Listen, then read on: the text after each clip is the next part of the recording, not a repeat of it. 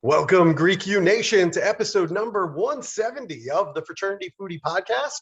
I'm your host, Mike Ayalon, CEO of Greek University. I'm a speaker and author of the book, From Letters to Leaders, Creating Impact on Your College Campus and Beyond. We call these episodes the Fraternity Foodie Podcast because there is nothing like great food to bring fraternity and sorority leaders together. Fun fact, TikTok has now topped Facebook as the most downloaded app in the world. Putting out original content on that outlet has helped so many brands across this country and across the world. Even Greek University has topped 10,000 followers on the app, and I don't even dance. So go check us out. Our next guest is Gigi Robinson. She is a digital artist, a health and wellness advocate, a current MS candidate at USC, and also a graduate of the University of Southern California with a bachelor's degree in fine arts, design, and photography. She has a very strong presence across TikTok with about 100,000 views on average. She also has an Instagram account with over 15,000 followers. And as of this year, she's been developing her YouTube and her podcast content as well. Despite all of the physical and psychological challenges that has threatened the path to becoming who she is today, Gigi has challenged adversity and dedicated a majority of her life to become a master content creator, always keeping her values of creating positive and impactful messages to her diverse audience as a priority. Welcome to the show, Gigi. Hello, thank you for the very extensive and very kind introduction. I appreciate it. Of course. Listen, I'm ready to introduce you on stages across the country. So I'm available for hire if you need me, just as like a backup. You're awesome. You're awesome. So let's get into it. I know our listeners want to learn a lot more about you. You chose USC for your undergraduate and now your master's degree. Why is USC the best place for you? Oh, okay. Well, there's a couple things. Number one, I actually transferred into the University of Southern California. I went to the Fashion Institute of Technology for 1 year. I'm born and raised from New York City, so I knew that going into FIT, I was going to leave FIT. It was never my end all be all. So I said, I'm going to shoot my shot. I'm going to apply to these, 8 schools. I think it was like Cornell, Wesleyan, Cal Arts, Elon, New Paltz, a bunch of random ones, and USC. Miami was the other one. And that was my dream school when I was in high school. And I really, really wanted to go there. And 2 weeks before I graduated high school, I got this letter from the financial aid office, and they said, sorry, we're taking away your grant. We made a mistake. And I was no longer able to attend because it was a very nice grant that they gave me that made it less than the cost of state school here in New York City. So I was like so pumped. It was my dream school. I was really excited. And right before I graduated, that was gone. And unfortunately, I think this happens to more people than we know, because as I talk to more of my friends with their college experiences, the more like I learn how I think rough that process can be for a student. And we're talking about the people whose parents are not, making college funds for them. We're talking about people that never had a college fund, who are first generation, who, are these people who are kind of going into the financial aid realm of college applications without any prior knowledge. So that was really frustrating. Long story short, FIT was my safe New York home commute school. Again, I decided to transfer, and I was actually on a trip in Colombia. So I was about to board my plane from Bogota back to New York City, and I got this email, and I remember I literally did a somersault. I was so excited. I was, woohoo, yeah, right on. And then it's I was on a really late night flight. So by the morning time, I was back in New York City, and I get in this car to come home, and there is my package on the dining room table in a thick white envelope. I open it up, there's my red envelope inside, and it says, welcome to the Trojan family, congratulations. And that was it. And I said, you know what? If I'm going out to USC, if I got in, I'm going. And luckily, I found a way to make it work. Financially, it was worked out for me and my family. And so far, I mean, I'm a year out of my undergrad, and I decided to go into grad school. So I'm sure we'll get into that later. I totally rambled there, though. Good for you. I mean, good for you shooting your shot and going to the school that you've always dreamed of going to. I respect that. I really, really do. It's like once I got into the University at Buffalo and started making friends and joined the fraternity, I was hooked at the University of Buffalo. I mean, there was no other place that I was going to go Yeah. because all my friends were there. And so, Right. it just made total sense, even though I'm sitting there staring at 5 feet of snow and you don't see the sun except for maybe a week out of the year in Buffalo. And I'm wondering, Oh, what yeah. in the world am I doing here? I should be at USC, but instead Right. I'm in Buffalo and the weather is miserable. But the people in Buffalo were really amazing. So let's talk a little bit about sisterhood. I know you joined Tri Delta, the Theta Xi chapter. So what made you want to join Tri Delta? So there's a couple of things. Number one, I knew nothing about Rush, the same way I knew nothing about financial aid. So I showed up my first year, I was a sophomore going into USC in 2017. And all of these girls in the art program that I was in were like, oh, are you rushing? And I was like, yeah, I'm gonna rush. But I didn't know you had to sign up weeks ahead of time. You had to pay to even rush. You had to get all this stuff. So I'm like, yeah, I'll rush. And then all of a sudden I see these massive lines around campus where hundreds of girls are just lined up. They're dressed to the nines, full makeup, full hair. And I am just I think I missed something. So I spent my entire first year at USC just kind of making friends. And I joined the first ever founding class of USC's only social media club called USC Reach. A bunch of big influencers have come out of there, especially on TikTok and on YouTube. And, that club was I think those were my people. If I could say that was my fraternity, I think that would be where I truly found people. It was also co-ed, who just loved social media, and we just jived, we spoke the same language. And I am the kind of person that always wants more opportunities. I want to learn more, I want to give back more. And I was also on the volunteer center's leadership team. So I would lead groups of volunteers every weekend. So philanthropy was already a really big thing in my life. And again, I just wanted more. So I decided to rush. I thought I was going to meet more people. And ultimately I ended up joining Tri Delta because their charity was St. Jude. And that was something that was really important to me. And I just kind of did it in my junior year. And that was the next time I could rush. And I just said, you know what, if this is a good opportunity, it is. And if you don't like it, then you can just drop. And, I just wanted to try. I wanted to see if it was going to be something that was good for me. So it was definitely not my end all be all. And I definitely had a lot of drama go on with that sorority because, to be frank with you, a lot of the sororities, especially at USC, are extremely catty, extremely claws out. The girls are having stacks of Cartier bracelets and David Yurman and all of these brands. And I don't come from that background, so in a lot of ways I felt like I didn't fit in. And that made it a little bit harder for me to foster connections because sometimes girls would want to go out to Nobu for dinner. And I'm like, fuck, I'm a college student. I can't spend money on that. I got loans to pay. I have to pay my rent. And all of these other girls are just having their parents do it, which is, good for them. But that was my biggest challenge. I ended up also using our house mom's career coaching program, which was very helpful for me. And it ended up landing me a couple of internships and things like that. But at the end of the day, would I do it again? I don't know.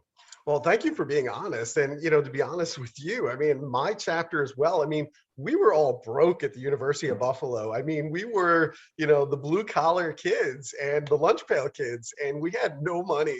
I mean, if we were going out for dinner, like there was, there was this like diner that was called Panos, and they had like $3.99 steak and eggs. Now this steak was like leather. I mean, Oh this is no. not a good steak whatsoever, but it was affordable, and that's where we went. I mean, Nobu, I would never be able to afford Nobu. There's no way as a college Right. student, Right. like I would be able to afford it. There's just no way. So I totally get where you're coming from. And I think a lot of college students feel the same way that you do. And I think we as fraternity and sorority leaders have to think about affordability. Is this Mhm. something that is really sustainable for all Yeah. college students that might be first gen college students like you're talking Right. about, or people that literally have to work in order to pay the bills and put food on the table as students.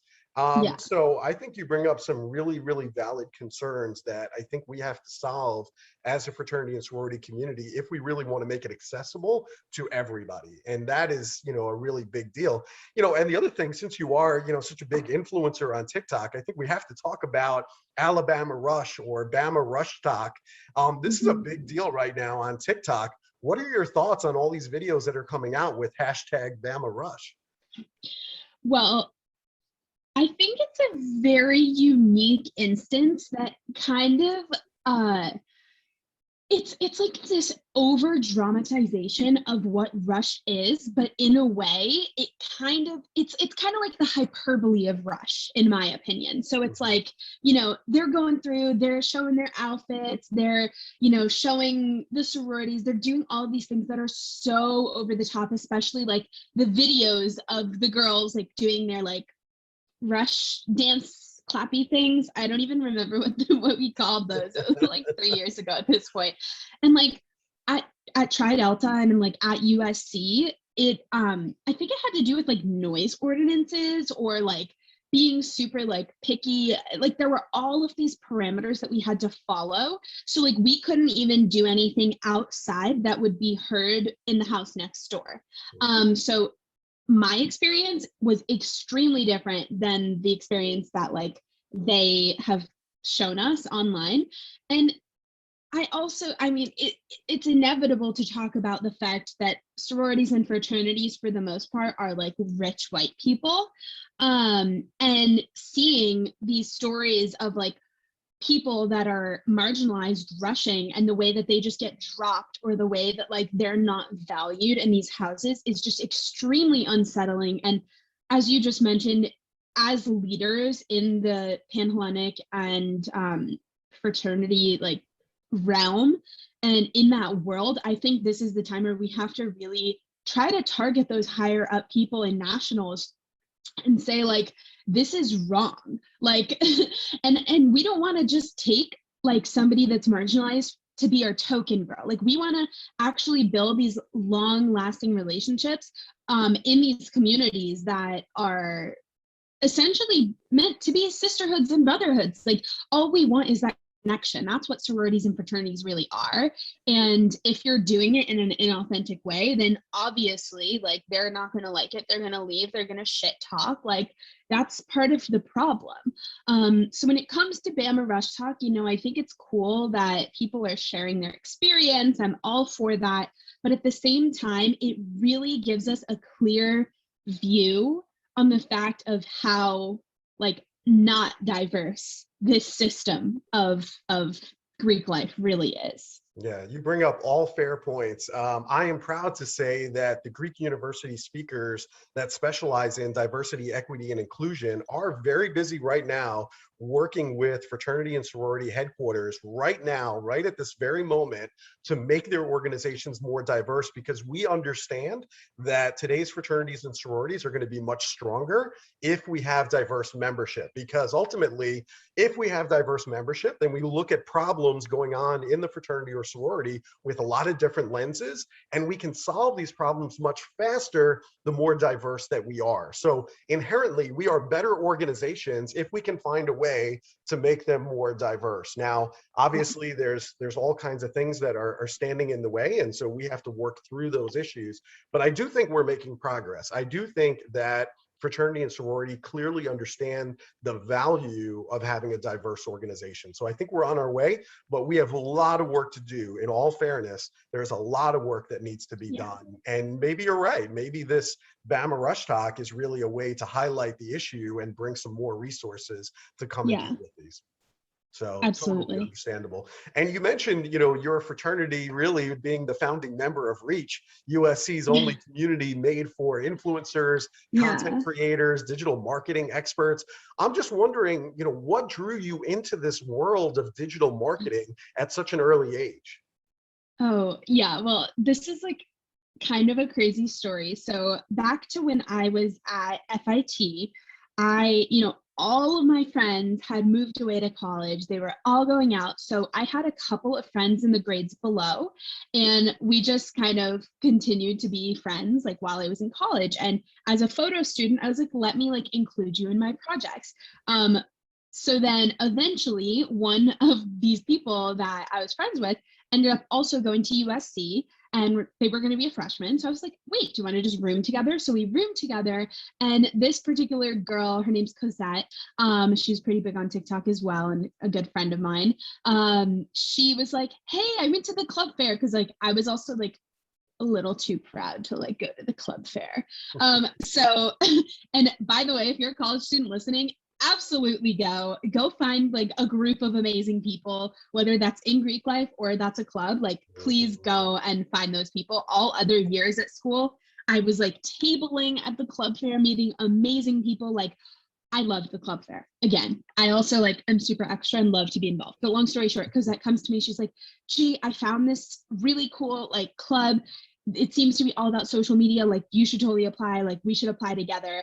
And we did. We applied. We both got interviews. We interviewed. We both got in. And it was just like this like amazingly wholesome, very motivated, like headstrong group of people interested in social media and digital marketing. So I remember very distinctly in my interview, because I only had like 400 followers on my photography Instagram at the time, which I've since revamped, and I have a big launch coming up, so just hang on for that. I'll talk about at the end.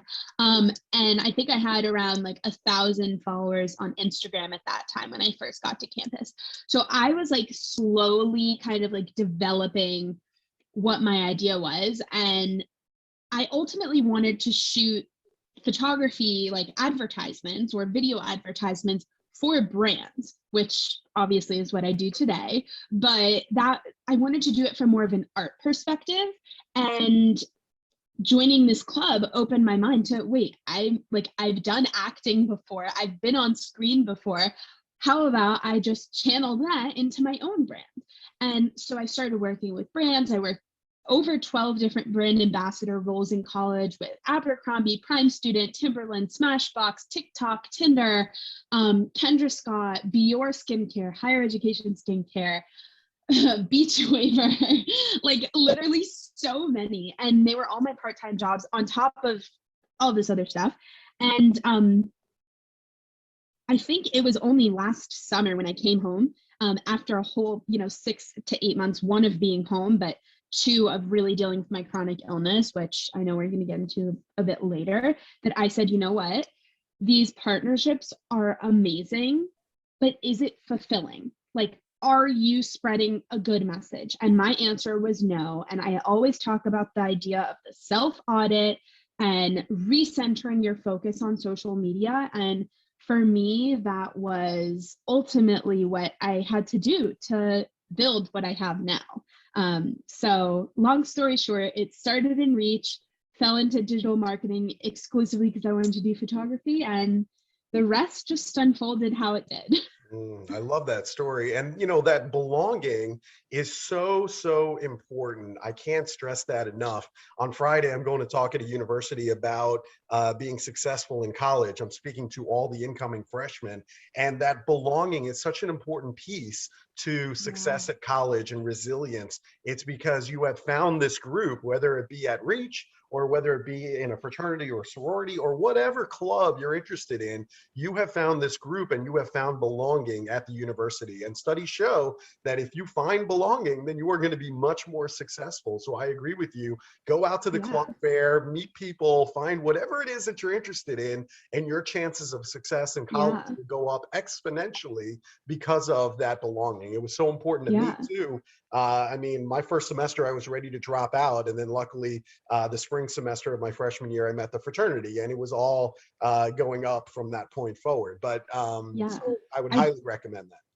I do have something to add to that. I mean, even if, let's say you go to the club fair and you don't find any club that works for you, guaranteed there's like a service-based organization, like a volunteer center that you can go to and start to meet people that might like that. And I think regardless of if you are in a fraternity or sorority, it's really important to give back to your community as much as it is to belong to a group of people. And over time, you'll start to find things like the other people on that, like maybe they're not in Greek life, maybe they're in a STEM club, maybe you're a computer science major, and that introduces you to, a bunch of other people. And I mean, when you graduate college, also, if you are going the traditional route of 9 to 5, let's say, you are going to be working with a community of people. So they sometimes will have more, they'll be able to build rapport with you better because ultimately you've been a part of something.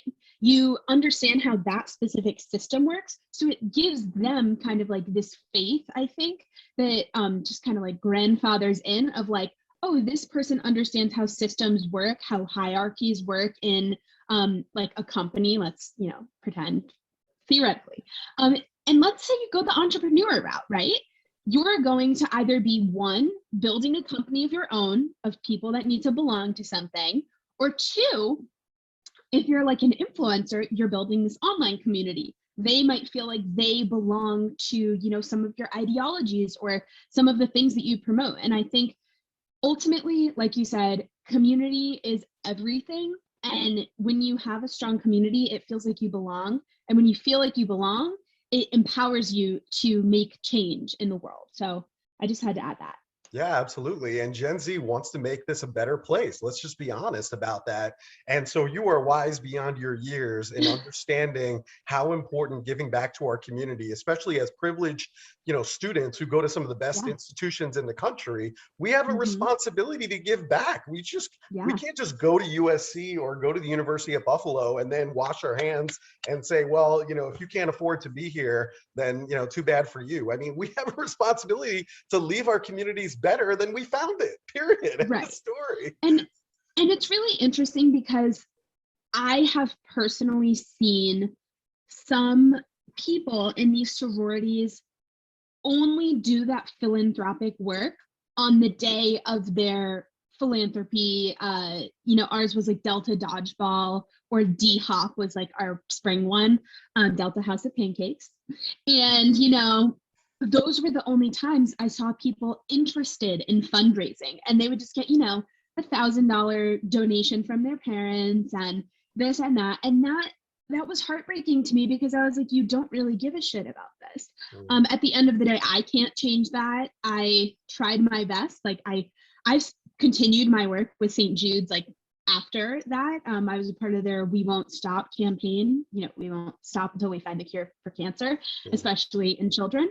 I've done work with the Ronald McDonald House. I've done all of this philanthropy work, and that's something I'm just so passionate about. Like, I want to see that change. I want to have my hands in it. I want to be able, even if it's just supporting the kids or making them laugh or giving them advice or doing arts and crafts with them, like those are all really, really important to me. But I know that unfortunately that's not true. So I would encourage anybody listening to push that envelope, get outside of your comfort zone, and go volunteer at like a soup kitchen or go volunteer in an animal shelter. Like, believe me, any kind of place that is doing work that helps the community will always need help.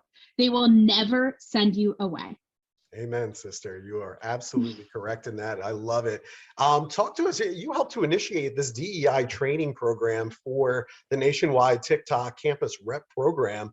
Talk to us Yeah. about the goal of that DEI training program and how did you go about it at USC?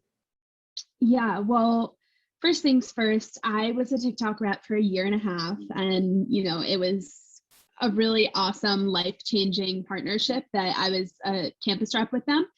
Um, and I think going into last summer, the summer of 2020, with the murders of Breonna Taylor and George Floyd, there was a significant amount of social injustice going on outside of social media.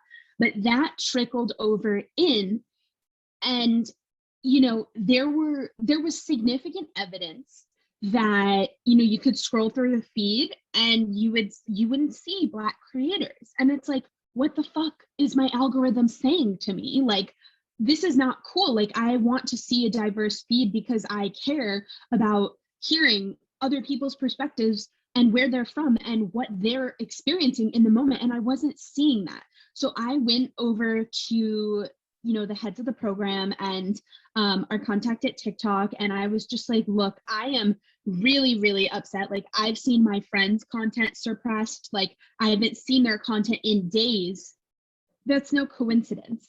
And I decided, like, I just, it needs to be more. There needs to be some more representation somehow. So they ended up bringing in a DEI person to really help us as college students be those leaders on campus. So how can we, instead of just donating a bunch of merch or doing a merch basket at our sorority or at fraternities, how can we go to, Asian sororities and fraternities, or historically Black fraternities and sororities? Like, those are, like, I didn't even really know about them until one of my Asian friends was like, oh yeah, like, I'm in the Sigmas. And I was like, oh, what? Like, I never even heard of that sorority. But part of that is because we were only seeing like the typical white sororities and fraternities, to be honest with you. We weren't seeing any of the other kinds of sororities and fraternities. And that was part of the problem as well. So one, how can we engage with diverse groups on campus? Two, how can we engage with diverse groups online? So a lot of that was them kind of reaching out in their program of like, how can we get on different campuses? Two, how can we hire more like diverse reps? And I think they did a really good job of doing that, like, in my entire time in the program. Like, I got to speak to amazing people from all different communities. But the next thing was like, how can we really set this into action with like some really big influencers who are already doing amazing work? So like Skylar Baylor, who is an incredible athlete and activist online. They're trans, and I think that they're transgender, and they just do these amazing posts on social media where it basically breaks down, the right language, the right verbiage that you should be using. Like, it's meant to educate and also call out things when they're wrong. So that was like important, and we got to have we had the opportunity to have like this giant town hall where we would ask questions, and we would get, I don't want to call it lectured, but we would listen to a guest speaker, have breakout rooms and talk about it, listen to another one, talk about it. And that was really an incredible moment, because I don't think that would have been done had me and a couple other students not been so persistent on like, we need more LGBTQ plus representation. We need more AAPI representation, Latinx representation, Black representation. The next one that we added was like women and disability representation as well. So it was just an incredible program to be a part of. And I know that I made a lasting impact on that program. And ultimately, I just hope that people have more integrity when things are not sitting right with them, or it's not right online. So yeah, that's a little bit about that. One sec, I just gotta Dude, grab my bringing the dog. change that you want to see to campus. I absolutely love it. And you also mentioned your rare genetic disorder. I think we should talk about that. It's called Yeah, Ehlers-Danlos syndrome. Talk to us a little yeah, bit about your chronic illness and what we should not be saying to our friends who also have a chronic illness. yeah. Well, there's a couple of things. Number one, Zoe has joined the room.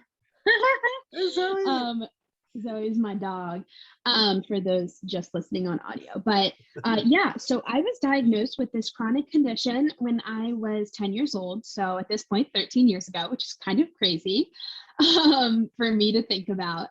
And it is a connective tissue disorder. So a lot of the connective tissue in my body is loose, meaning that my joints are unstable, making it easier for me to get injured or for them to come out of place and dislocate.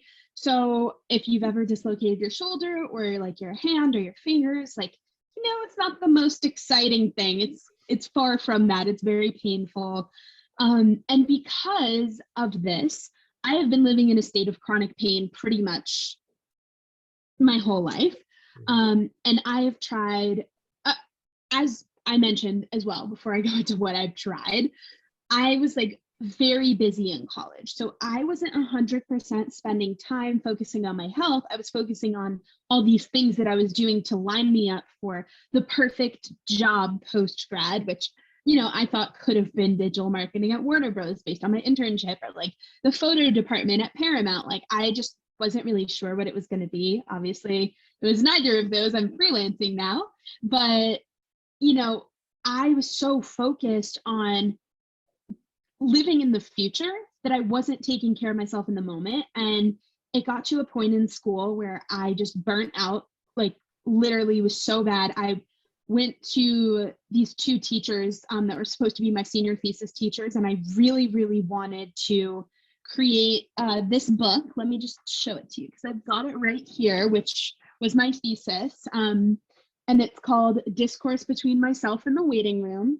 I don't know if you can see it. I don't know why it's like doing this weird like thing. Anyway, it's an 86-page photo essay about my experience living with a chronic illness. And these two teachers just didn't want me to do it. And I was like, why? Like, I literally just need to do this. Like, I'm really struggling. This is what I have the capacity for. I don't have capacity right now to write a whole proposal about, LA's environmental structures. I don't have the bandwidth to go out and do that when I'm in the doctor's office 4 to 5 times a week, which is, minus the weekends, that's every day.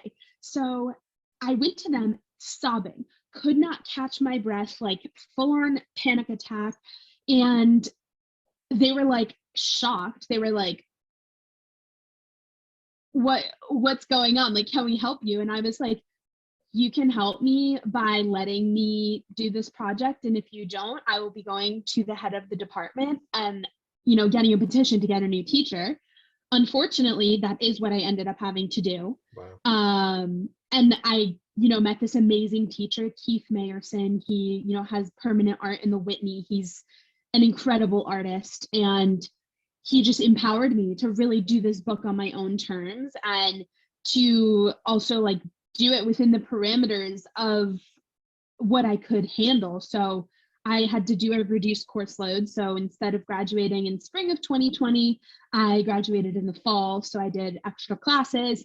And I just kept pushing and pushing and pushing to create this visual experience of like what every day looks like for me, of, sitting down on that like transparent paper and that crinkle that you feel, and in the doctor's office, or like looking up at the buzzing fluorescent lights or the tiles on the ceiling or their shitty artwork that's mass produced that they hang up in there. Those are all things that I think as a patient you really recognize because you're there so often. So I wanted everyone who's ever been to a doctor's office to like see that and hear that and feel that and smell what that was like. So as an artist and photographer, which is, again, I got my BFA, like I was trained to talk about art this whole time. I was not so happy doing it in my undergrad, but now that I'm post-grad, I would say it's just been the most incredible gift that I could give myself, because I'm able to really analyze every piece of work that I do speak about it, research it, obviously, because USC is a research institution, and build that community off of it, like we said. So that was a little bit of a long story. And, I believe that even though this chronic condition sucks, I have found a way to heal in some ways through art. And this book was not about like complaining about this or making people feel pity or like bad for me. This was about me healing and realizing that this condition was never going to leave my body. It's going to be here forever. It's a genetic disorder, and that I just need to accept it. And that's what I also really hope that it does for anyone that looks into it. Yeah, I love that you found healing through art. I think that's such a powerful thing, no matter what trauma or illnesses we might experience. I think art is something that can certainly help, and I've seen it help so many different people that I've come into contact with. So I love that you do it. And the other thing you talk about as well is body image. I know you're really passionate about it. And recently on TikTok, you were discussing parents who shouldn't be talking about their kids' weight and their appearance, which I'm sure can be really problematic because we're already out here listening to media on what everybody is supposed to look like. So how do we put an end to those feelings of inadequacy when companies are marketing to us nonstop on social media, on television, and in magazines? Oh yeah, well, body image as its own thing is extremely, I think, difficult to talk about because everybody's relationship with body image is different. And the way that like you get to feel that confidence is ultimately like kind of surrendering to like, this is quite literally the only body I have. How I feel inside is like the only way that I am going to get through like every single day. So what makes you feel best? And how can you then take those inside emotions of like, I'm doing, lighting candles, doing photography, going on walks, going to the gym, like swimming, like that's what makes me feel my best. Like that is what I would encourage every single person to really focus on instead of, I don't like the way that I look, so I feel like shit. Change it to, I feel like shit because I'm not doing things to make me feel good. So those like changing the way that you frame your own, I think, relationship with body image is one thing. Number two, I think there really, really needs to be more classes, more speaking engagements, more programming in school, especially now because Gen Alpha, the next generation, alongside Gen Z, is growing up with technology and with social media, not only television. Millennials have all the memories pre-tech and now they're using it. Gen Z, we have some of those memories, but we grew up with TVs and, leapfrog tablets that talk to us and all of those things, and social media by the time we were in middle school and we were really going through puberty, I would say. But we were never taught how to use social media. And if there is one thing that I could absolutely change with the education system, it's going back and teaching people from, I don't know what age kids get phones these days, but I know they have tablets, of teaching kind of like literacy of like using this technological device and using the apps that are on it. So that's what I would change. And alongside that, also not only giving the kids work, but giving parents some homework for their kids too, of saying, if you like, for example, like I absolutely love my parents like so much. They grew up during the 80s and the 90s when being a bronzed, very flat tummy, six pack, gorgeous tanned kind of person was the norm. And for them, because that was their experience, they're projecting all of their own insecurities of like, they needed to work out every single day, twice a day to get that body. They're projecting that onto their kids now, Gen Zers, because they want their experience for us. So that's like my 2 cents on that. And when things like that happen and my mom's like, oh yeah, you need to like go for a walk today, I'm like, you know what, like, first of all, I'm dealing with this chronic illness. Like, sometimes I just don't have the energy. But number two, when you say that, it makes me feel really, really bad about myself, because you want me to do something to move my body in a way that's going to hurt me, or to not eat something so that I don't have, joy, or so that I don't feel good about myself. And ultimately, that really hurts my feelings, because it makes me just feel like what I'm doing isn't enough.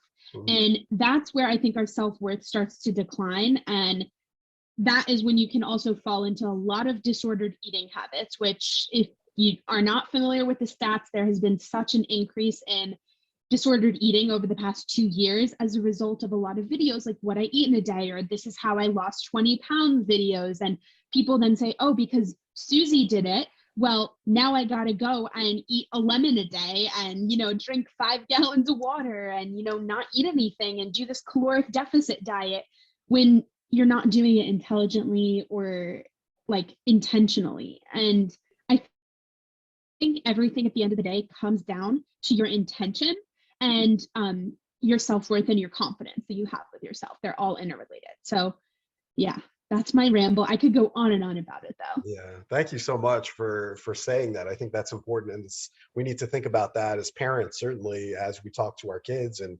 I'm replaying conversations that I've had with my own kids, because I, like your parents, grew up in Yeah. this age of tan bodies and working out twice a day. I mean, that was like every day. Right. So And also, nothing's wrong with that. Like, yeah, I think if that's what made you guys super happy, then that's what made you guys super happy. But right. like, for this generation, we want to live life to the fullest in the moment, and working out to the point where you have to push yourself to extreme measures just to look a certain way. Like, Yeah. that doesn't cut it for us anymore. We want to work out to feel good. We want to work out to boost our confidence. And that's it. Mhm. It ends there. Gen Z is much better at self-care and recognizing those things than Gen X is. Gen X will work till exhaustion. If you ask me, like, which generation is most likely to burn out, it's Gen X. And Yeah. so, I think there is some much healthier conversations happening and much better self-care going on right now with Gen Z. And I'm happy for Yeah. it, because I think that's super important. You also have this Instagram talk show called Everything You Need Is Within. Tell us more Yeah. about the show. How did that show come about? Yes. Well, this show came about in January of this year. I again told you how last year I kind of did this audit on my page of like restarting my going back to my roots and figuring out what my true passion was, like what I wanted to talk about, the work that I wanted to do. And I started doing that in the fall. My fall capstone was also with my uh or I did independent studies, and it was with the same teacher as my thesis that encouraged me to do my book. And I said, look, let me prove to you that I could do social media as art. So let me do as many creative partnerships, shoot them with, my top notch, like full frame mirrorless gear. Like, let me just do my best. Let me produce so much content to the point where, like, I know that it would make an impact. So I ended up, doing that. And it was just really an awesome experience. And with that, I started working with more nonprofit brands. I started talking more about body image, about inequality, about chronic illness, about mental health, and all of those things together were like brewing. And I was like, what can I do to do something more? So I decided every week I would host this talk show, Everything You Need Is Within. And this quote came from a saying that my dad always says to me, like, all you need is within you now. My version is everything you need is within. And that's just like over time, I think what I made it to be. And the first episode was the first week of January, and that's when I launched. And then I had 18 guests. One of my episodes was deleted by Instagram, like it just crashed on the live and it was gone forever, sadly. But so there's going to be 17 episodes of that, and I'm working right now to produce them into podcasts, launching hopefully September 1st. Aside from that, I was actually, and I had conversations all about like mental health, body image, inequality, content creation, burnout, anything and everything related to a Gen Zer's perspective that could be helpful with industry leaders, with influencers, with business owners, just so that like you could also like, so I wanted to produce these dialogues that were digestible, candid, and also like helped people understand different ways of thinking maybe, and also talking about things with real people. So that was the first or second motive for it, I guess. And in about May, which, you know, May was like my birth month. It was supposed to be like, you know, Taurus season, like really like strong, head on. It ended up being a month where I had to take a step back to realign with myself. And I don't know if we have any astrology lovers on here, but like it's really important to pay attention to that for me. And I kept having my guests cancel on me. And I'm like, what the fuck, man? Like, this sucks. Like, this is my show. This is my baby. And people are just kind of disrespecting it and like not at all like paying attention to me. And maybe not paying attention to me is like the wrong word, but like I just didn't feel like people gave a shit because they kept canceling. Like, it doesn't feel good when somebody cancels on a date or you cancel to hang out with someone. Like, you feel a little bit of resentment. So yes, maybe that was my ego speaking, and like I understand, like I didn't take it too personally because I know some of my guests are chronically ill, or some of my guests like are more sensitive to the social injustice going on in the world, or like the wars happening right now. Like, so many different things go on externally that I try not to take personally. So there was that. But back to the refocusing, I said, you know what? Pause. We're going to take a pause. That was season 1. Let's do something bigger and better. How can we do that? So I started creating like a deck, a media kit pitch of like, hey, here's how like my show's going to go. And I end up pitching to a bunch of different networks, and it ended up getting picked up by a really cool one. So now my show is officially a Spotify Green Room live show. So I go live on Friday nights at 8 p.m. Eastern, 5 p.m. Pacific, and everything you need is within is, again, an official Spotify Green Room show. So I am so excited, and you know, just really happy that I didn't push myself in the wrong direction, and I surrendered to like letting things figure themselves out and aligning, because now that I've done that, it gives me more of an opportunity and a bigger platform to connect with more people on a real, authentic level. So yeah, that is that. And the official podcast is going to be launching September 1st. And that will be all of the episodes I've recorded so far, live conversations. And then we're going to go and do an archive series as well, which I am hoping to also have launched at the same time. I love it. I hope all of our listeners go and listen to your Spotify show on Friday. That sounds super exciting. And, you know, everything happens for a reason. I'm a real big believer in that. And obviously that is coming true for you. And now you're getting an even bigger audience. So, you know, sometimes that's just the way that it goes in life. And, you know, you've also experienced some burnout in college at USC. I mean, what tips do you have for college students who are listening right now to avoid burnout? Oh, yeah. Burnout. Funny enough, I really talked about this on, sometimes I go live on Green Room just to talk to random people. And like, so I titled a room last week, like what's the real problem with burnout? And I actually think it doesn't have anything to do with us, and it has everything to do with the systems that cause it. So in college, especially at USC, I mean, I don't know if other colleges are this way, but at USC, they encourage you to take every opportunity and to, you know, make it your own and do this and do that, and, you know, be on an e-board and be a part of a dance team and do the philanthropy work and like this and that, on top of a full course load, on top of writing for grants and scholarships or applying to grad school or law school or like whatever it is. So like, obviously I just rambled like a whole list of things. And don't forget having a social life, right? And taking care of yourself. So for me, like, I tried doing all of that, and it burnt me out to the point, again, where I was at the doctor's office quite frequently. I was feeling like crap all the time, and I would never want somebody to be there again. But, you know, also at school, like, people were always like, oh yeah, like, you're like, how are you? They're like, shitty. And I'm like, why? They're like, I didn't get any sleep for 2 days. And I was like, me either. So it's like, that sucks. Like, why are we doing this to ourselves? And the answer is like, I think it has to do with time management. It has to do with priorities. And obviously in college, you got to let loose. You got to like figure all this stuff out on your own and figure out what works for you, because that's a preview of the real world. Let's get real. And that was like really, really difficult in my opinion, because I didn't figure that out until I had to make time to go to the doctors and like also cut out certain things. So for me, I had to work my internships and go to my doctor's appointments and my class. So those things all came before social life for me. And as a result, I had to set up boundaries with my friends. Now, boundaries can be something that is like very, very difficult as a college student to figure out, because you're still figuring out who you are.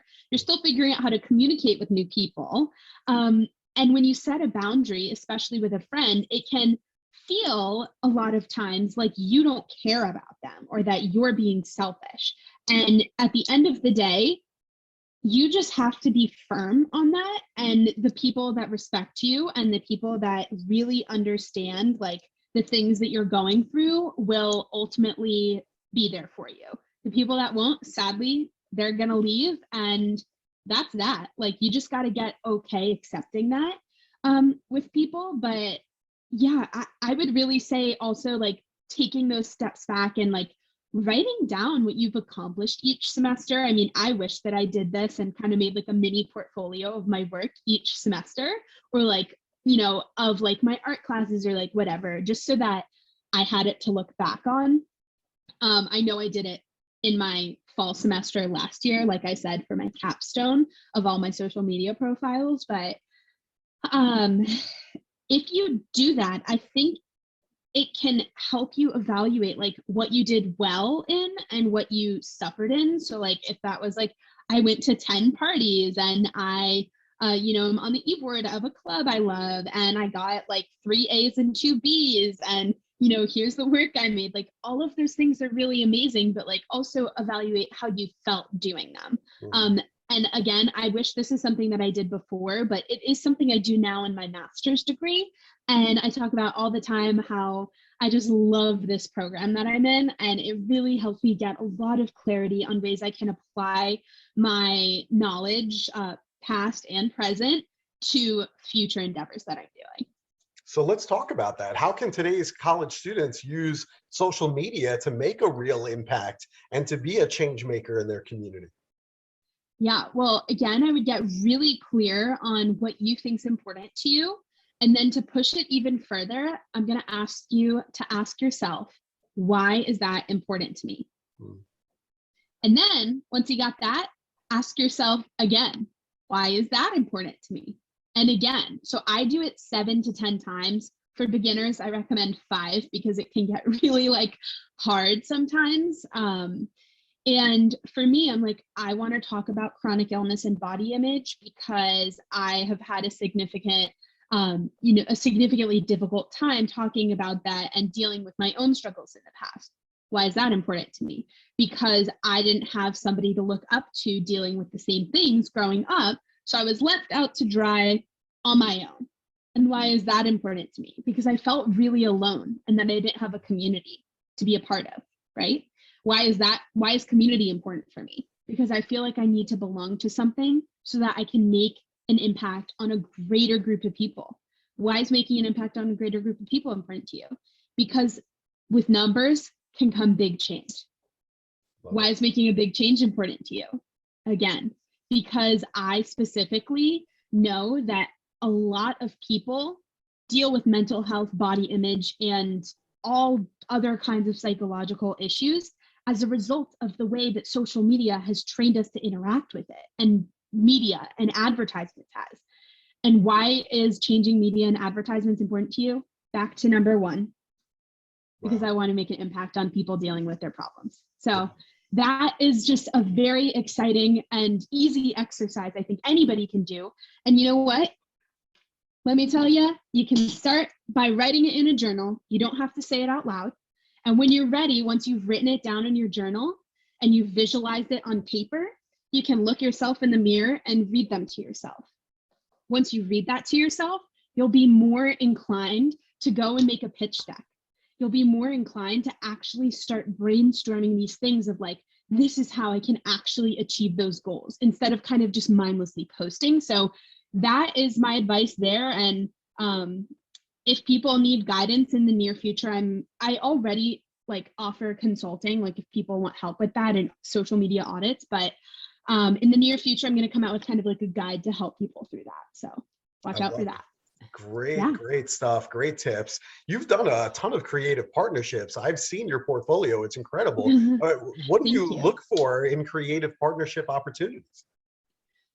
Whew. Well, that's a big one. Number one, as I said, like I love photography and video creation. So that's like at the forefront of a lot of the work that I do. And I pitch to my clients like, hey, like I am going to create you these really awesome, high quality, camera quality edits. I'm not just shooting on an iPhone, and not that there's anything wrong with it. It's just not for me. I'm a photographer. Why would I spend my time using like an iPhone when I have thousands of dollars of gear that I have bought for myself to help me be a better artist? So that's like some of my art philosophy, I would say.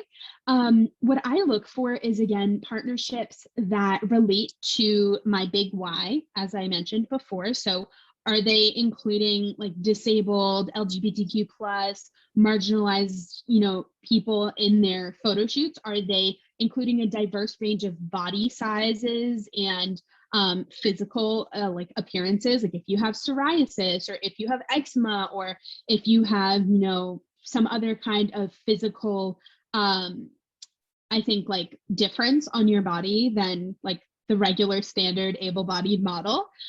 Those are all really important to me. And then also on top of their marketing, because I mean, you can totally, back to the Greek life thing we talked about before, you can absolutely just hire somebody who fits your diversity quota. But is the company itself like on their about and in their like corporate responsibility team, like are they actually enacting what their like advertisement says? And that's something I do from a research perspective. Again, I went to USC. I feel like it's in my blood now, where like I'm like, okay, I really, really have to push myself to make these partnerships equitable for my brand. So working with a company, again, that has a commitment to sustainability, a commitment to representing diverse people, to serving the community and giving back, like check, like those are all things I look for. And if it's not like a cruelty-free or vegan brand, get out of here. I'm not working with you. Those are all really important, and you just have to figure out what's important to you, and you also have to research it. And it takes a lot of work, don't get me wrong. That's why I was able to build a business off of it, because I do hold that equity in my brand and in the partnerships that I create. I love it. So you're really trying to see, are you really doing what you say you're going to do? And I think that's an important lesson to fraternities and sororities. I mean, if we are really going to be about community service and philanthropy and academics and all of those things, then we better be really doing it and not just saying it up into the front of the room in front of our meetings, but actually carrying it out. And people are going to call us out if we don't do what we say we're going to do. That's it. Right. And it's the same with if you're going into like corporate America. I mean, do you want to work at a company that, says they have all these diversity hires, and then you get there and it's just a bunch of middle-aged white people? Like, no, like that fucking sucks. Like, we don't live in that world anymore. I don't think we want to see the world through the white male's gaze anymore. Like, we're done with that. I don't want to say like, the patriarchy's over, because we're very far away from like that goal, unfortunately, I think.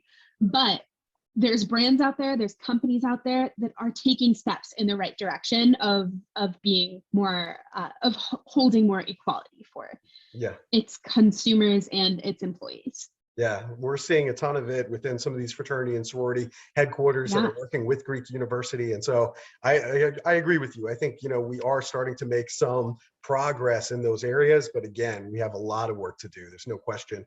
So now you're a freelancer. So what are some of the goals that you're looking to achieve in the next few years? I'm curious, what's ahead for you? Yes. So there are a lot of things ahead that I have planned. Number one, I will be launching my first book. So I'm super excited about that. It will be kind of like a thought leadership book, specifically about what it's like to be chronically ill in college. And, it's meant for anybody who's interested in reading about that, whether you're an ally, whether you're a parent, a teacher, a friend, or someone chronically ill yourself. I think this book can be for anybody, because I think we all have been touched by chronic illnesses or people dealing with health conditions and disabilities in college. So that is that. I hope to see my Spotify show grow and grow, and, have as many guests on as I can that really will impact that Gen Z audience, and that they can see value from, and not just talk about, oh, what's the TikTok tea, or what's the hype house drama, or whatever's going on there. Like, I don't give a shit about that. I care about how we're using our voices and how we're preparing ourselves to live a more fulfilling life. And we're young people, we're kids, we're still figuring it out. Maybe I'm not, I don't know. Am I a kid, 23 years old? What do you think? So there's that. And I hope to have my own studio by this time next year. I live at home, and to any college student living at home, whether you're still in school or you're post-grad, nothing wrong with it, as long as you are doing, the things that you're able to do. If you're living under your parents' roof, like, you have responsibilities to be a part of that household. You're no longer a child who's helpless anymore. You gotta really put your best foot forward, and at the same time, prepare to move out. Yes, please.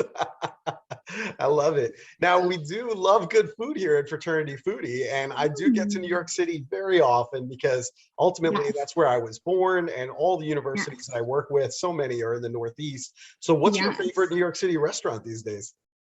Ooh, okay. So I actually am plant-based, so I do not consume meat or dairy products. So there is an incredible Mexican restaurant. It's called Ja Ja Ja, or maybe it's Ha Ha Ha Mexicana. They've got a couple locations in the city, and it is just to die for. There's two other plant-based restaurants that I have to plug. Beyond Sushi, vegan sushi, vegan Asian cuisine, Asian fusion, so good.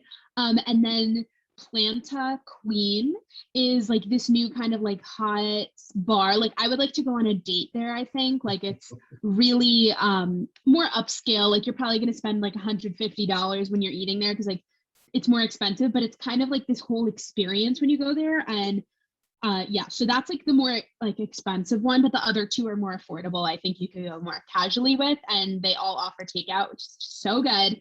So yeah, those are my favorite places. That is great recommendations. My daughter is also on a plant-based diet, so she's going to be super excited that we get to go to these three restaurants and have amazing food, because she's always looking out for great places like that. So I appreciate the recommendation. That's really good. So if our listeners, if they want to connect with you, where's the best place for them to go? So you can Google my name, Gigi Robinson. That's probably the easiest way if you want everything, or go to my website, gigirobinson.com. On all social channels, I am at It's Gigi Robinson, and on Green Room, I'm just at Gigi. So yeah, you can also in the near future find me on Spotify, but I'm still working on those details. So just come back, go to my other channels, you'll see the announcement. I love it. This has been so much fun, and I know our audience has gotten so much great information. So thank you. Thank you so much for being here on the show. I know you're going to get a ton of traction. You're going to get a ton of followers as a result of this particular appearance. So I appreciate the time that you've spent with us. This has been so great. And, ultimately it gives me so much hope. People wonder, they say, well, Mike, you're working with college students, and they have all of these things in their head that they think that somehow, college students are lazy or something like that. And I'm like, you're so wrong. Today's college students are so driven. They're so competitive. And you know what? They're going to change the world and make it a better place. So I thank goodness that you are here, because if not for you, I would have such a pessimistic view of the future. So I'm like, thank goodness there is a Gigi in this world. That means so much to me. Thank you. And I've just had the best time on here. And to anybody looking for advice, please come check out my page, come hang, and also if you want to have a chance to be featured on my Green Room, just tune in live. I bring my audience members up all the time to have live conversations or to ask me questions. So you want to get a one-on-one with me, that's your chance. Love it. Definitely going to go check out Yeah. that Spotify show on Friday.